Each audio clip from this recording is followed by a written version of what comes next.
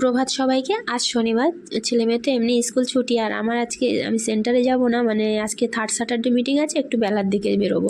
তো সকালবেলা রাত্রেবেলা ডাল ভিজিয়ে রেখেছিলাম, বিউলির ডাল।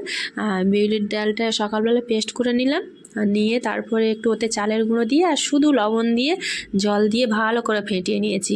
নিয়ে তারপরে একটু রিফাইন তেলে হাফ চামচ ঘি দিয়ে ভালো করে মাখিয়ে নিয়েছি।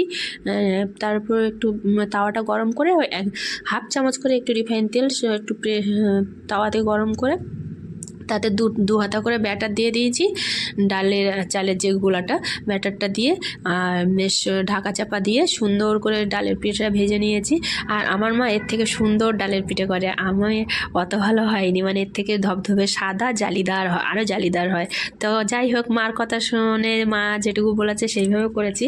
তো মা তো মাই হয়, তো এইভাবে করলাম। সবাই সকালবেলা আজকে ডালের পিঠে আর গুড় দিয়ে খাওয়া হলো। ভাবলাম